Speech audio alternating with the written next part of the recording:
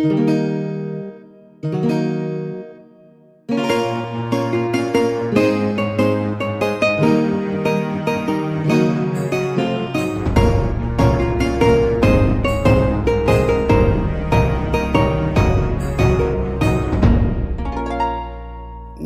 back, everyone, to Pod of Thrones. I'm Jeff.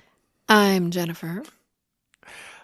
This would be the part of the show where I would be introducing the return, the triumphant return for Witcher stuff of Lore Master Kevin. Kevin! But I can't do that. Why? Sorry. He was going to join us for an episode today, but two of his young children are currently sick with COVID and not feeling so great, which means, of course, as a parent, you're exhausted. He just doesn't have it in him right now. Yeah, his Sorry, kids are pretty Kevin. young, so they can't get vaccinated yet. Correct. Oh, I hope they're okay. Yeah, I hope so too. I was asking, don't want to probe too hard, but it sounded like they're just kind of regular sick, not like flu sick. Not like they're going to be in the hospital Good. sick, and hopefully it stays that way. Everyone, cross your fingers for Kevin and his kids. Now, Okay. Do it now. Everybody cross. All right, we're all thinking good thoughts for you, Lord Master Kevin. So today we are going to be talking about Witcher, Nightmare of the Wolf. Witcher. But of course, you know what we got to do. What? We got to talk about Game of Thrones headlines. Okay. Do you have any? No. Okay. I ate spicy food, so once again, I'm like, damn it. Why do I do this to myself? Why'd you eat the larb? Larb. It's my favorite Thai thing now. And it's mostly because of the name. I mean, larb. L-A-R-B. What a fun thing to say. I would like larb with beef. Yep. It's a spicy salad. It's just lots of a pile crunchy of cabbage. meat. It's a pile of meat and onions and spices and mint, which is a fascinating combination of flavors. And then crispy cabbage. Yep. So I'm pretty sure it's kind of good for me. Sort of. Kind of. Sort of. Probably lots of sodium. Probably. But come on. I know. What's life without something?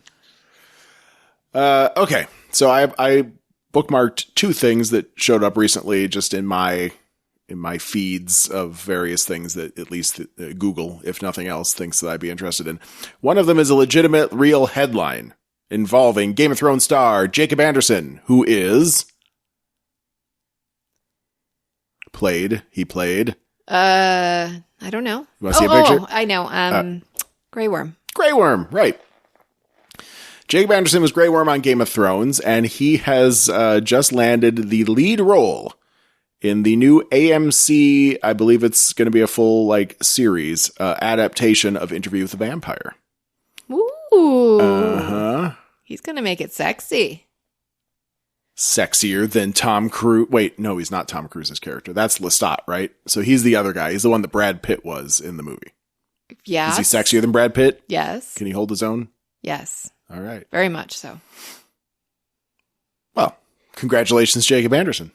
I guess we're going to have to check it out. I bet he'll win Sexiest Man Alive someday. Did you like the Interview with Vampire stuff? I did. It was good for for its time.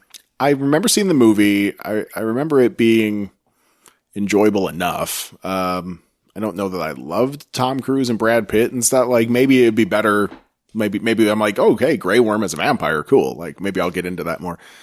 I never saw the other one or ones. I know there was at least one other movie starring Lestat, but it was not Tom Cruise anymore.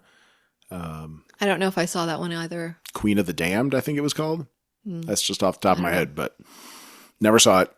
So I too was kind of like, yeah, it's okay, but it was good for its time, and I was never that big of a fan of either of them. So I feel like Brad Pitt is kind of cool.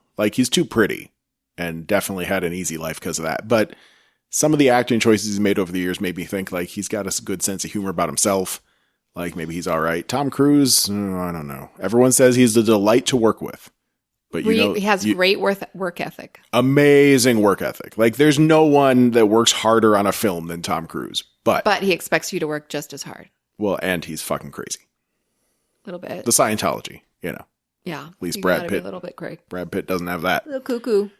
Okay, so I saw this other headline about Game of Thrones, and I haven't read this yet. I wanted to save it for the show so we could decipher it together, decide what we think here. This is the top 10 most shocking deaths on Game of Thrones, according to fans. This was 33,000 fans voted. I think it was an HBO. Yeah, it was an HBO poll, which somehow I didn't actually participate in myself. Sorry. But 33,000 people voted, and these were the top 10 shocking deaths. You ready? Yes. All right. Ned Stark. Number 10. Walder Frey. Oh, that was shocking. I'm thinking maybe in the manner in which it happened. Fans were amazed when Arya Stark used her face-swapping skills to deliver poetic justice to the one who betrayed her family. That's true. Yeah. So maybe not shocking in the sense like, oh my God, I can't believe he's dead, but like how he died. Surprising. Yeah, the way they pulled it off. Because no one, I mean, it's not like we were all like shedding a tear over fucking Walder Frey. No, we were like, yeah. That's not how that works. Fucking Arya was awesome. Oh, yeah. I miss those days. I do too. Number 9, Ramsay Bolton. Do you remember how he went out? You can't forget this. Yeah, he was eaten by his own dogs. Yeah. God, the only thing I regret about that is that they didn't show us more. All the effort they put into gore, you know, exploding heads, and we didn't get to see him torn apart. Yeah. Kind of weird. That part was very disappointing when I look back on it, but yes, it was like just a stunning moment. You know, at the time that we watched Maybe they couldn't do some. Well, I mean, I guess they could have done it with CGI dogs, but I think to get the dogs to fight like that would be a big no-no. I think they were CGI dogs, don't you think? No? Do you think that was a real dog? Well, they didn't show them getting eaten, so That's it could have been. I guess. Well, they could have made like a very realistic Ramsay Bolton face and just like had real, and then like, you know, make it out of bacon. And then that's what I was thinking. It would just be like something else that they ate, but then they don't want them probably eating stuff like that. Just have them off camera screaming. Yeah. Number 8, Visarion. So this is all Game of Thrones. Shocking deaths. Oh yeah, didn't I say that? Well, I thought you meant like all TV. No. The most 10 shocking deaths in Game of Thrones. Visarion. With the gold poured over his head. No, that was Viserys. Viserys. Visarion was the dragon. Oh. Killed by the javelin from the Night King. He was the first, or the only, White Walker dragon. Yes. White Flyer. Rhaegal also died, of course, but fell into the ocean. Mm-hmm. Yeah. Visarion is killed by a well-aimed javelin thrown by the Night King, resulting in instant death. That was shocking. I'll admit, did not think that was going to happen. I mean, who knew? Who knew the Night King could pull that off? Well, we knew. I'm pretty sure we predicted it a couple times before we saw it. Well, fine. Maybe. Littlefinger, number 7. That was a disappointment for me. It was a disappointment because you didn't get to see him like shamed for any amount of time. I wish they had showed more, because he didn't get, like, he had an easy death. They turned him into his throat slit. Yeah, well, he turned into a bit of a coward at the end there, just begging for his life and crying, and it was a little disappointing because I love that character almost as much as I love Arya. You know, I was even him for Halloween once, just sort of a chubby Peter Baelish, but still. Would it have been better if he didn't beg and was just kind of like still like he could talk his way out of it, certainly trying to make a bargain, you know, like he does, but then get his throat slit anyway. Yeah, that would have been better than crying, begging.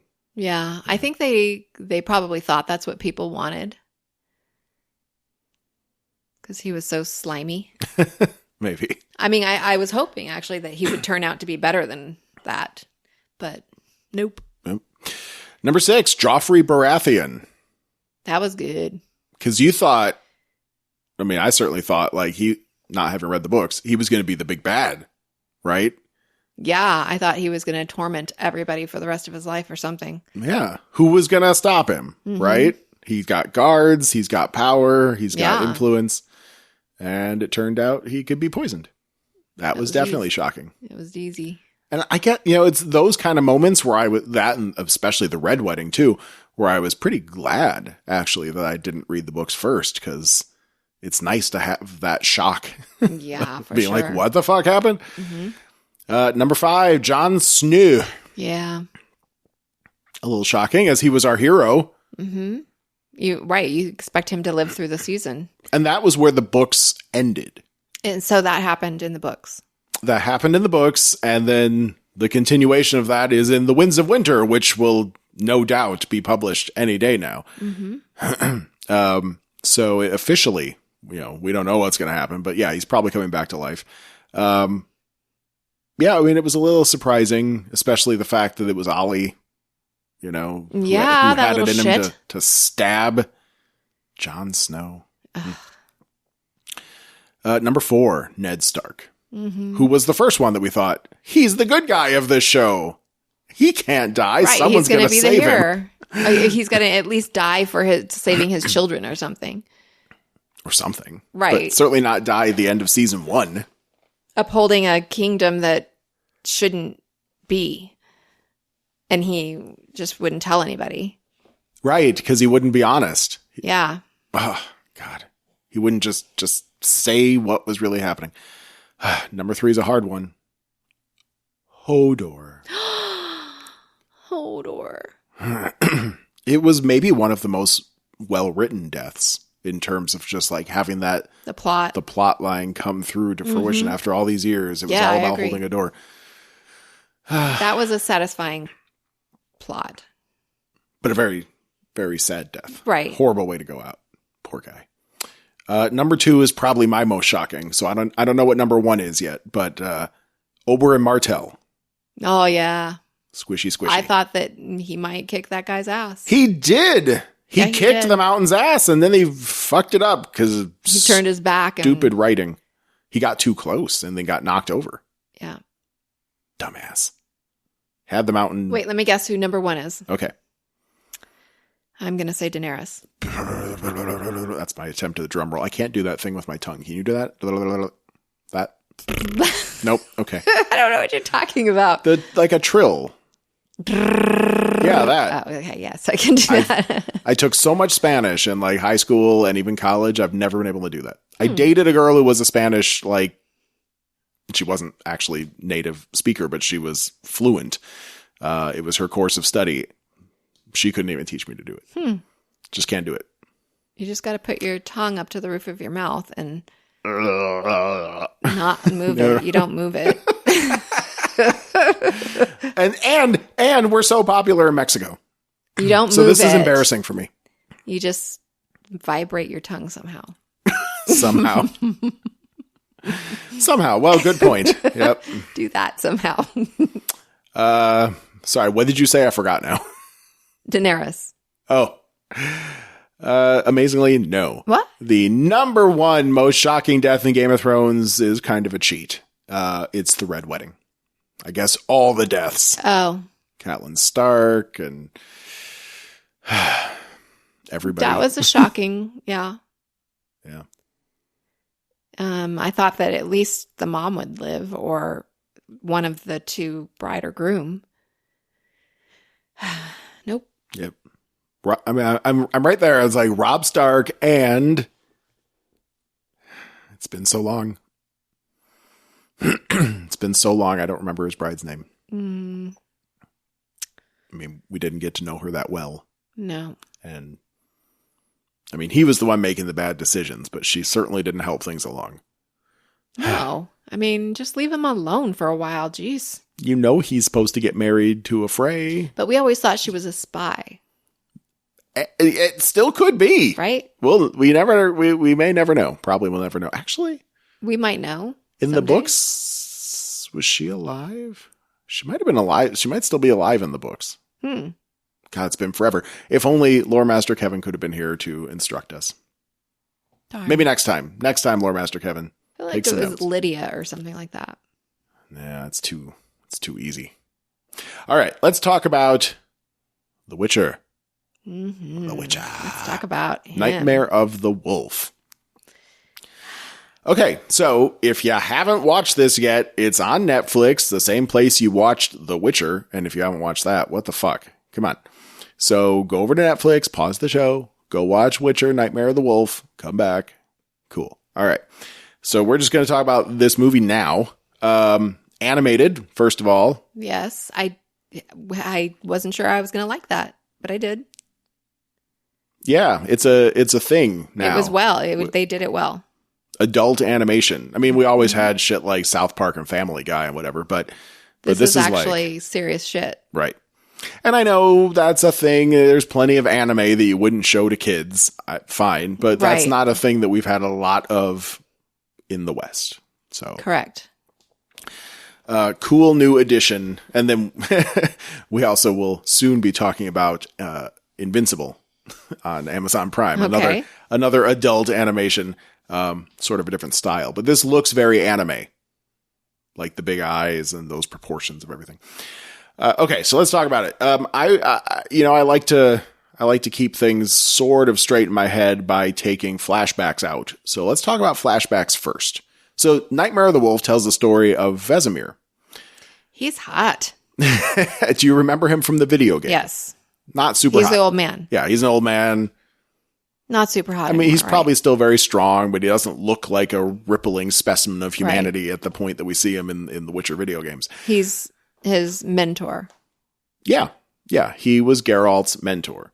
And he is coming to The Witcher Season 2. He's been cast. I don't think it's anyone we know, but I know that that's been something that was talked about a long time ago. And Witcher Season 2 coming in December, so we're going to get to see what he's like. But here we have young Vesemir. Sexy man, huh? He's like a hotter number 2 from Star Trek. What's that guy's name? Oh, God, that's going to cause some controversy. Commander Riker? Yeah. Was he hot? Well, he was. All right. I mean, he was like the hottest captain there was. I mean, you're a girl, so I'll take your opinion over like my high school friends who thought he was a tremendous dork and then made fun of him for playing trombone. Well, he was a tremendous dork, but I mean, again, although Jean-Luc was pretty hot too. Right. For being an older guy. Yep. He's still up there, isn't he? Yeah. He's a good looking old man. Yeah, he is. And he's kind of always looked like he looks now. Patrick Stewart. You can go back as far as Excalibur even, which I think was his screen debut because he came up as a stage actor. Yeah, he hasn't changed He still much. looks 70 years old. Mm-hmm. Yep.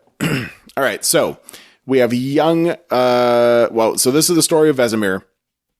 And we have a couple flashbacks throughout the show that sort of tell Vesemir's origin story. And I want to start there just to get that out of the way so we don't interrupt ourselves later. So young Vesemir grows up in this tiny little town. He's like a serf. He's maybe lower than a serf. I don't know. Like he doesn't have anything. He sleeps in a bunkhouse. He's the serf's son. He doesn't appear. Does he even have a dad? Because he's sleeping like in a room with a bunch of other peasants or servants or something. I don't know. I wasn't clear if there was that one guy. I wasn't clear if that was really his dad or not, because you'd think that they would at least share a room together. But there's something going on. I got the impression it was an exorcism, and it looked like that's what it turned out to be. Like this lady's writhing on a bed, and they're holding her down, and so he gets sent out to get an herb that's going to help with the exorcism. So these guys think, and we meet his friend named Ileana. She's delightful, just this young girl full of life and wit. Mm-hmm. And they're friends, and they clearly kind of like each other a little bit. Right. Mm-hmm. But they haven't acted on that. So they decide to have some fun while they're out. They wind up stealing. And I guess why steal one thing and not the other? I don't know. But they wind up stealing the stuff that they were given money to go get for the exorcism, only to use that same money to buy like a honey cake. But while that's all happening, this big lumbering ox catches them, and his name is Deglin, and he is a witcher. That's right. And he says, "I know you're getting this herb, blue gum or something like that. There must be an exorcism going on, but it's not going to work. You need me, a witcher dude. I'll come fix this for you." So they take him.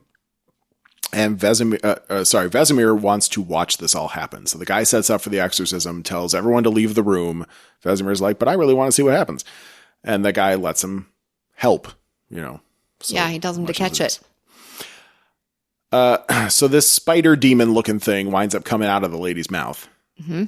And they have to kill it. He wanted to catch it. Vesemir wasn't very quick on the draw with his demon grabbing sack. So they wind up killing it. But he gives Vesemir a couple gold coins when it's all over, just to thank him for helping. Maybe to woo him a little bit. Yeah. And he wants to go be a witcher. It's his ticket to get out of this town. It's his ticket to get out of, whether it's serfdom or slavery or whatever it is. He winds up running away. And Ileana he wants to be with her. He left her a cake. He did leave her a cake. And he tried to convince her that it was a good move, because then he could pay off all her debts and take her away and get her the lake house she always wanted. And she's like, so I'll owe you? Right. I mean, I guess that's the way it is for women in those days. Well, maybe, but isn't that a better way than what she was in now? At least, I mean, it was he was trying to be a whore. He was trying to be romantic. I know, but you could give him credit for the feelings behind what he said, right? Sure, but they're teenagers. That's probably where she was coming from, though. Teenagers. Anyway, so yeah, he leaves her one of those honey cakes and he runs away and he finds Kaer Morhen. And then there's a second flashback where he's in training, so they let him in. It's him, a bunch of other boys. We meet a boy named Tomas. He was made a witcher by the law of surprise. Someone owed the witcher a debt and said, I don't have any money. Take my child. Yeah, so in this... I mean, not a goat. I'd go steal a freaking goat and give it to him. In this movie, one of the kids, maybe because it was a kid saying it, but one of the kids said that the law of surprise basically means you pay the witcher with one of your kids instead of money. But that isn't the impression I got from the show or the book even, which someday I got to do a book report.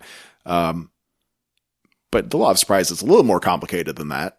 It's supposed to be something you don't know you have yet, which in the case of the show with Ciri and everything was that no one knew that there was a pregnancy.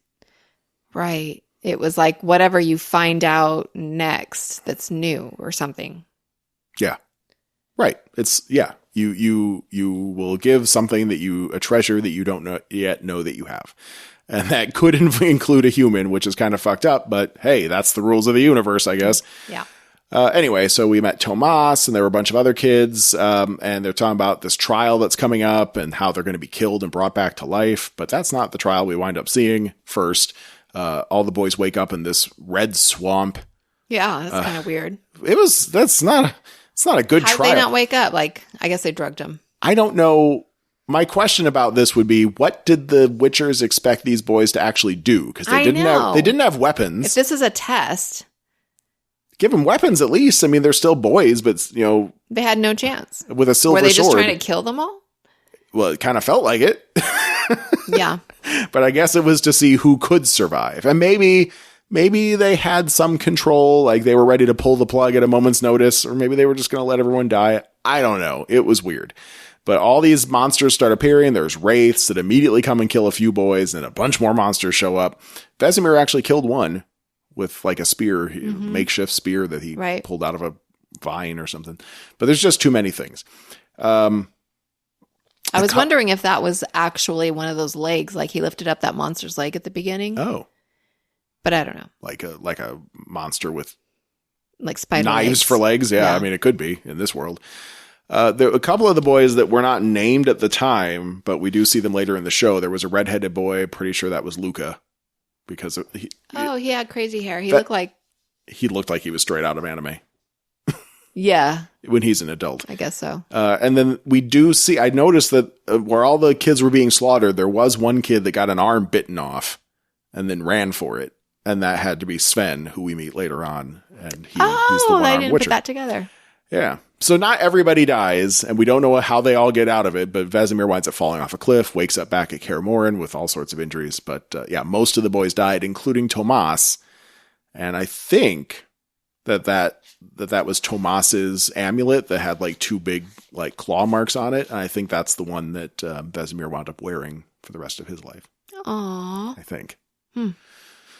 So Vesemir goes wandering, finds a laboratory, the bestiary, and we meet Rydrick, a mage that helps make witchers. And then Deglin comes in while we're getting to know Rydrick, and he explains that the trials are a numbers game, so there's that. And then he gives Vesemir a letter from Ilyana. Says, your dad's dead. Oh, he did have a dad. Okay. But they didn't live together. Your dad's dead. The kingdom of Caedwyn took over the town. Don't come back. Everything's kind of okay. And then that letter's all being read during a montage of Vesemir being pumped full of poisons and potions, mutagens, as they're called. And then Vesemir grows up to be a full witcher, and we see him kicking a bunch of ass. Just a montage of action as the young Vesemir with his beard, his sexy, sexy beard, goes out into the world and starts making money. Yeah. So that was the origin story for Vesemir. Now, if we bring us to the present of when this show or when this movie actually starts, I want to just say, because, I did this with the series too, according to the timeline I could find, this movie begins in the year 1165 with Vesemir being out for... You and your timelines. Shut up. It's important.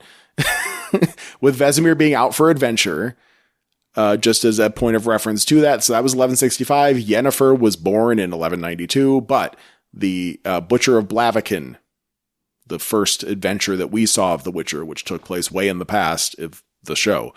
But the Butcher of Blaviken stuff happened in 1231. So not a huge span of time in terms of Geralt, who is not yet a Witcher when this movie begins. Not a huge span of time. We're talking, 70 years between this movie and Geralt. Oh, yeah. He did say he was 70 when he met Ilyana again. Ilyana? Oh, yeah. Well, right. So, yeah, this movie takes place when Vesemir is 70. And I think Geralt actually says that he's about 70 in the show, doesn't he? Oh, does he? Maybe. I don't know. I could be thinking of Lord of the Rings and Aragorn, but something like that. Apparently 70, being in your 70s is prime Witcher time. Yes. All right. So the movie truly begins on a man with a cart and his kids singing this really grim song. Something stuck on the cart wheel and he gets out to try to fix it. And then a tentacle bursts through his face. You gasped. Yeah, because it was that guy's dad. It was that guy's dad. Oh, I thought it was more because of the violence. I thought maybe you weren't expecting. That too, but right in front of his children. Yeah. He gets a monster foot right through its face. And then all the other kids, except for this one boy, all died. They all get just destroyed. Just ripped apart. They don't care about killing children in this show. That's for sure. You usually don't see this much death to children. Yeah, remember like Skyrim, you literally cannot kill a child, even if that child is part of an evil plot, which happens a couple times. You cannot kill a child. This show is not like that. So yeah, everyone dies except for this one boy, and then just as he's about to die, who we find out is Vesemir, shows up and winds up fighting this monster. He calls it a Leshen. A Leshen. So I had to dig in. According to an old Witcher tabletop role-playing game, Leshens are forest-dwelling, iron-resistant, highly intelligent monsters. What does iron-resistant mean to you? Witchers carry 2 swords. Oh, is one iron? One is steel, which is an iron alloy, right? And one is silver. So you got to have a silver sword. Silver sword. I thought he used his silver sword all the time for monsters. The other one was for men. I mean, I think generally, yeah. But I can't promise that in every instance. Some monsters are maybe close enough to being men that they aren't iron resistant, but for unknown reasons, many peasants consider Leshen to be spirits that protect the forest. In reality, they are very dangerous creatures that hunt woodland creatures and lone wanderers. It has the ability to polymorph, which in Dungeons and Dragons terms can assume many forms. Okay. Yeah. Vesemir is very chatty throughout this fight. He's not. Yeah, he likes to talk a lot. Yeah, he's not like Geralt. He likes to hear his own voice. Yeah. Which I would say Geralt does not. No. Geralt grunts a lot. Right. He promises there's going to be less grunting this next season. What? He promised. I saw an interview with, what's his name? Geralt. Yep. Yeah. Damn it. I know. Stupid, right? I should know his name. It's just blanking. Yeah. And he said that he promises that he'll do less grunting. Okay, well, maybe if that means more talking, cool. If it just means he's silent all the time, then bad. We see him drink a potion to get an edge on the Leshen because it was sort of a tough fight. So he drinks a potion, his eyes go all black. Mm-hmm. I guess they don't drink them all the time because they're toxic ultimately. So you don't want to overdo it, but use them sparingly. And he finishes it off with a flaming sword. He does some magic. He blasts it. He lights his own sword on fire with a different potion.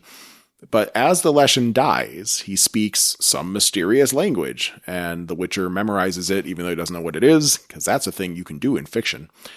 And then the bad thing happens.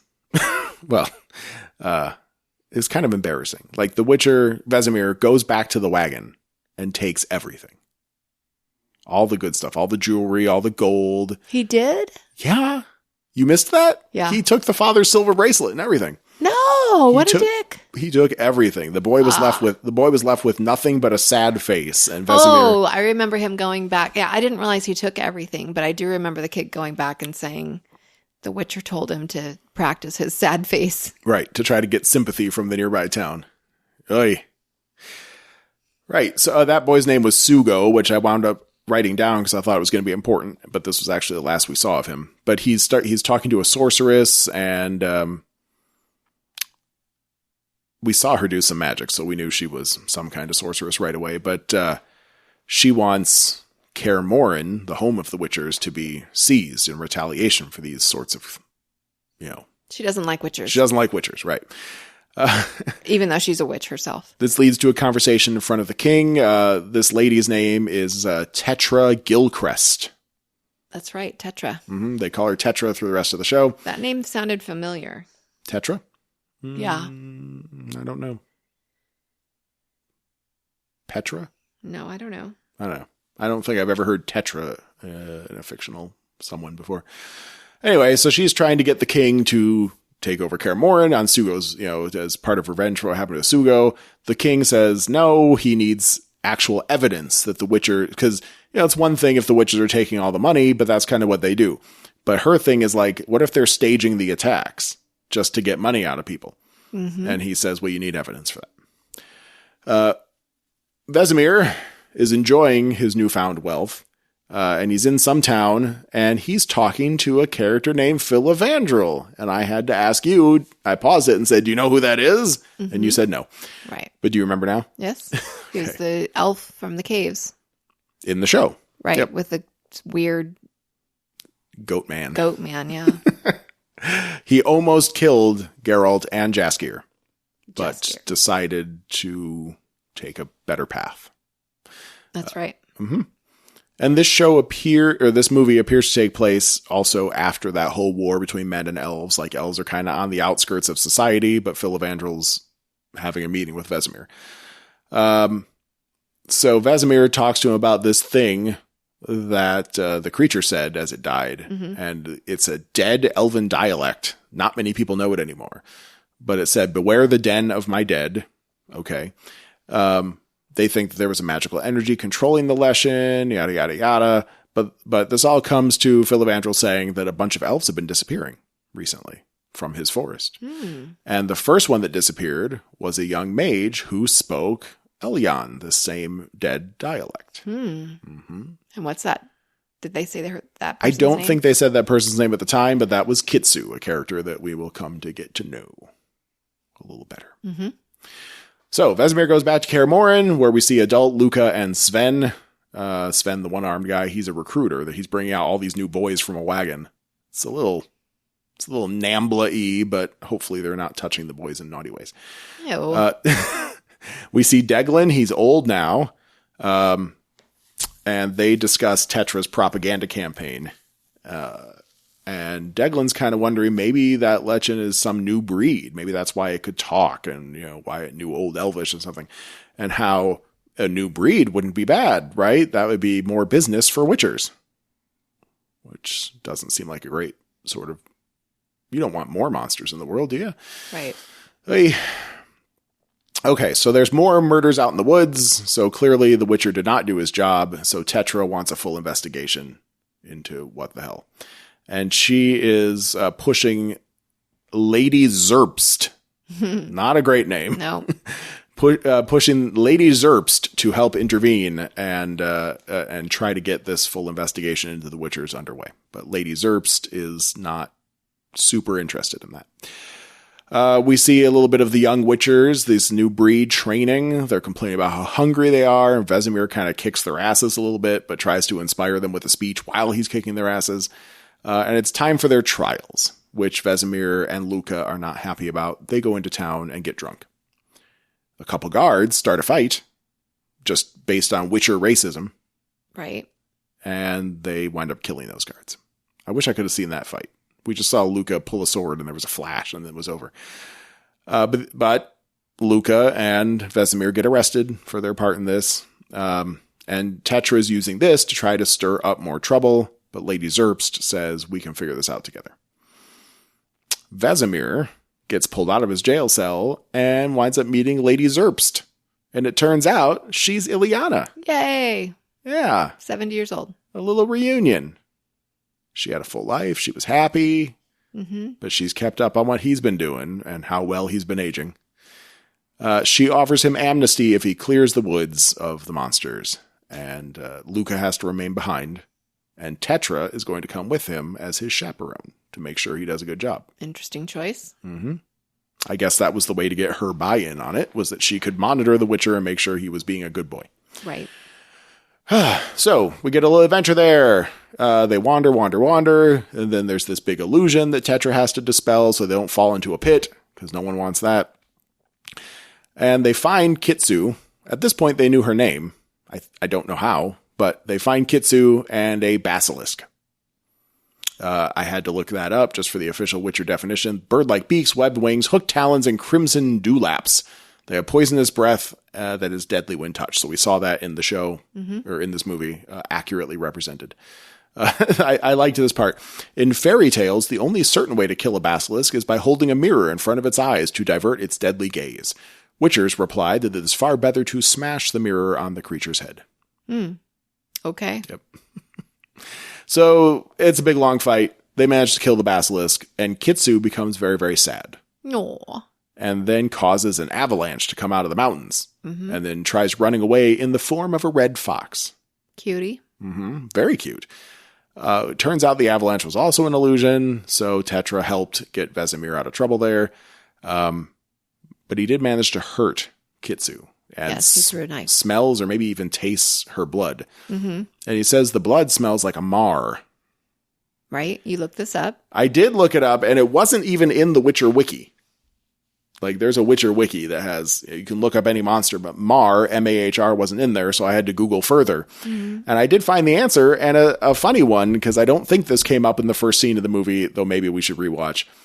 But that was the spider demon thing that possessed the lady in Vesemir's youth. Because he does say, the first monster I ever encountered was a Mar.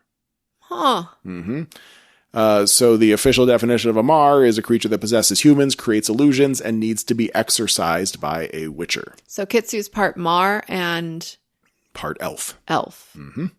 Okay. But how did that come to be? Well, so they follow a trail to a ruined castle. They find a big pile of dead elf girls and an alive Filavandrel. He was looking for the missing elves and got captured, but not murdered. They figure out that Kitsu is trying to use alchemy of some kind to change the girls, maybe make more stuff like her. They figure out her genes are spliced with a Mar, blah, blah, blah. So Kitsu has been using mutagenic alchemy. But mutagenic alchemy is a specialty of the Witchers.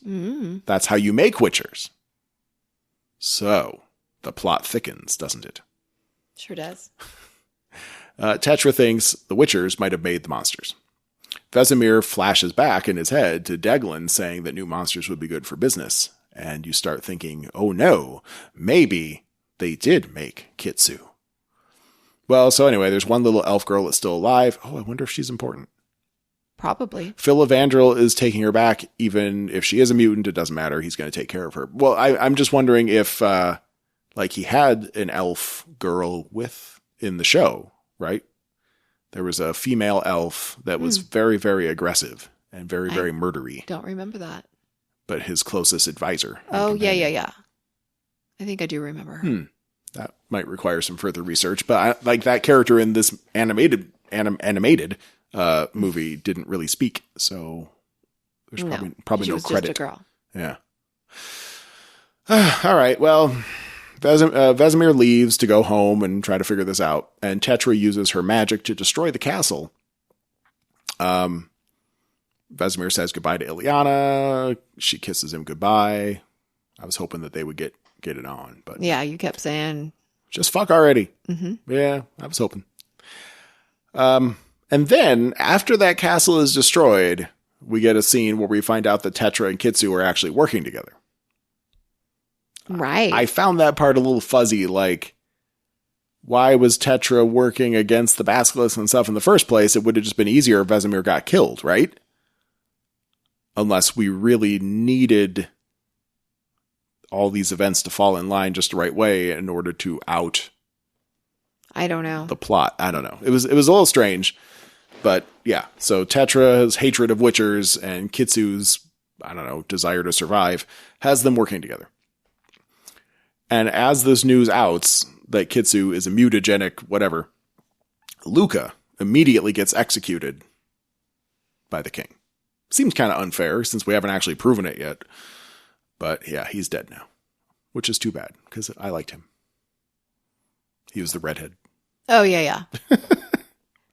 You're looking at me like, Luca, he lives on the second floor? Right.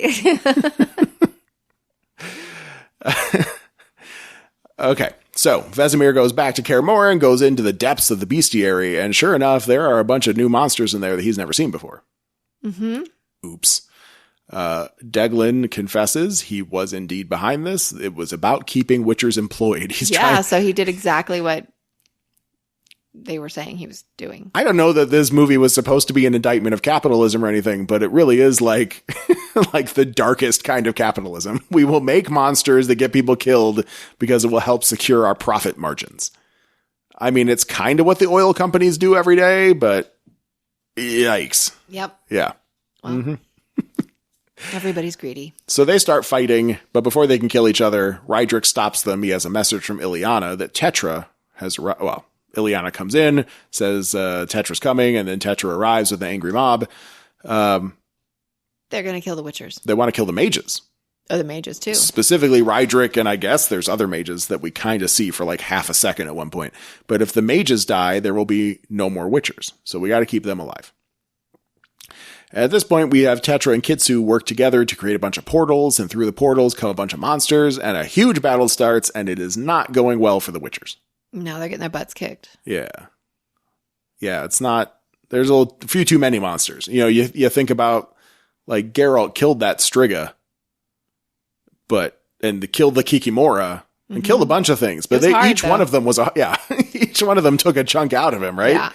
They were hard battles and required recovery time and stuff. So having, I don't know, like 5-to-1 monsters versus Witchers, it's more than that. Not likely to be good. Tetra's trying to get to Rydrick while all this battle is happening, and they're they're trying to keep Rydrick alive. Ileana wound up taking some of the trainees into some little hidden tunnels under Kaer Morhen. And one of them, this bald Aang from Avatar. Right, I was going to say, he looked just like Aang. He really did. He looks a lot like Aang from Avatar, but he knew a way out of the tunnels because he's a sneaky guy and he was going to run away and yada, yada, yada. Right. So they wind up escaping, but Ileana stays behind. But the boys are on the run. Vesemir winds up fighting his way to the room where the mages are, and they're about to be executed, and so is Ileana. But he gets in there and tries to save them, but then Kitsu shows up out of nowhere and like touches his forehead and does the same thing that like Scarlet Witch did in Avengers Age of Ultron. Just like zaps his brain and puts him into a fantasy world where time is passing very, very slowly. But it's all about Ileana trying to talk him into staying and the house on the lake and this idealistic life. But he figures out it's an illusion and breaks free. Yeah. Yep. Or he thinks he does. Thus, sort of one of the next problems. So Vesemir and Tetra wind up having a showdown. He takes down both Tetra and Kitsu, but loses an arm in the process. A hand. It was like, I think it was elbow down. But either way, I was like, I don't remember Vesemir being missing an arm. And it turns out that all that was also an illusion. So he breaks out of the first illusion, and then Kitsu immediately puts up another illusion. And he's not actually fighting Tetra in the first place. No. And in all of the chaos of him being under these multiple illusions, he has actually killed Rydrick and and Ileana. He stabbed her. She's not dead yet, but Rydrick is. Well, I wasn't sure if she got stabbed by him or Tetra. I'm pretty sure he did it thinking it was Tetra or Kitsu. One of the two. But he also got Kitsu for real. No, he didn't. No, he didn't. Right. So as the illusion breaks, he's like, "Oh my god, it's Ileana!" Ah! Illusion 2. So Tetra then is finally going to kill Vesemir, but Deglin comes in and saves him. And Deglin is badly injured. He's not going to survive all this. And I guess some of the other Witcher wizards, I guess some of them survived. Because when I guess a couple. Rydrick died, but some of them must have survived because we get more Witchers. But they don't really make that very clear. Right. So Vesemir at this point is the only Witcher left. That's what Deglin says. He's the only survivor of the battle. But maybe there's some escaped younglings. So Deglin tells him to make them into the next breed of Witchers, and then he dies. Kitsu's still alive.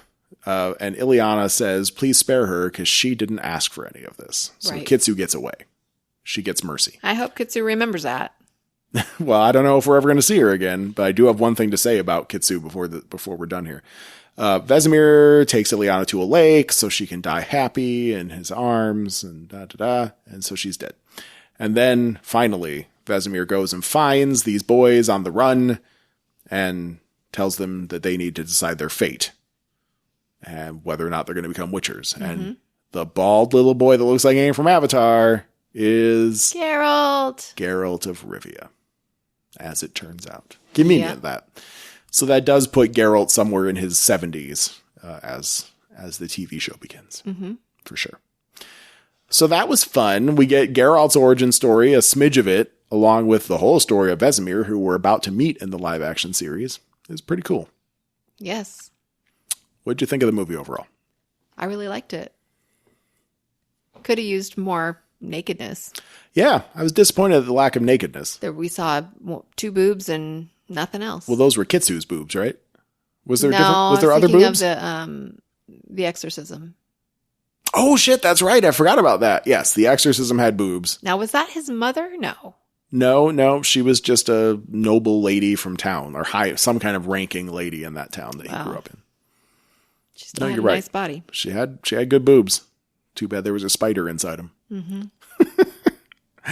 Kitsu was kind of naked, but not so hot. Not super hot. No. I mean, if I'm really lonely, maybe. But I did want to say the name Kitsu, Kitsu, was bugging me through the whole movie. I was like, and I saw Kitsu running around as a fox, and I was like, something about this is meaningful. Does it remind you of... You can do this. I believe in you. H. Lovecraft's fox with the 2 tails. Yes. Did it have 2 tails? Or is that just well, Sonic that I'm thinking of? No, well, that is Sonic. It's Sonic's friend Tails. Yes, it has 2 tails. Okay, well, no, you nailed it. Great. And is that person's name Kitsu, or was that the name of the demon, or whatever? Well, so the character from Lovecraft Country was named Kumiho, but Kumiho was a kitsune. Which is a 9-tailed fox spirit from Asian mythologies. I was thinking the same thing when I was watching that. You were? Okay. Well, you didn't say anything. Well, So I had to look it up just to make sure I wasn't going crazy. But yeah, sure enough, kitsune. So that was kind of neat because one thing that The Witcher does a lot of is like the book series, if nothing else. And I think we'll see more and more of it over time. But monster lore? Well, it takes like fairy tales of sorts and then kind of turns them on their head. Right? So I like that. there's going to be an episode in season 2 because we know that big red beardy guy from Game of Thrones. Tormund. Yes. Tormund Giantsbane. He's been cast as this character, and that particular story happens to be in the first Witcher book. It is Beauty and the Beast, basically. Like, it's that fairy tale, just kind of retold ever so slightly differently. So we're going to see some like of that stuff. Porcupine and what's her name? Yeah, actually. Very Beauty and the Beast. We already kind of did that once, you're right. But we're going to do it even more. But yeah, I just feel like, that Kitsu thing can't be a coincidence. And I don't think that this story was covered in the original works, but I think in a spiritual sense, they're kind of drawing upon those same ideas of taking something out of mythology and just mixing it around to make it a little more horrific, which Lovecraft Country also did. Yes. In a very special way. That was good. Yeah. So I really enjoyed this movie. I don't know if there's going to be more along this line. We know we're getting a second Witcher live action series that does like more of a prequel to like the whole world. I think the origin of the Witchers completely, something like that. But as a lead into season 2, seeing a little Geralt meeting Vesemir, giving like us a little taste. It's really, really cool way to put that all together. Yeah. When he gets out of the bath in the beginning, whew. Oh yeah. I was like, go down a little more. I was like writing notes and I was like, did you see his dick? And you were like, no. Like maybe just a hair of dick neck there and then they cut it off. Ugh. Sorry. Sorry, babe. He's pretty hot for a cartoon. That's how I felt about Chitara when I was growing up. Who's that? Oh, from Thundercats? Oh. Oh my gosh. Chitara was the hottest cartoon ever. Mm. Despite being furry. It was okay. Didn't matter. This is where furries came from. Didn't matter. Well, maybe. But Chitara was... Yep. I have to look her up. Whoop, whoop. I can't believe... Did you never watch Thundercats? Not as much as I watched... No, not as much as I watched other things. Like, all right, fine. I mean, like Daphne and Velma, like they've got their nice attributes, but Chitara... It helped that Chitara could kick a lot of ass. And Vesemir, quite the ass kicker himself. So you picked well. Okay, thanks. You're welcome. I approve. If you're going to put a cartoon on your your hall pass list, then I think Vesemir's a good choice. All right. He'd probably be fun, right? He seems like he would be. Yeah. Yes. Mm-hmm. So good on you. Now we'll see what he looks like in the series, and we'll see how well he ages. I hope he's just as hot. That'd be nice.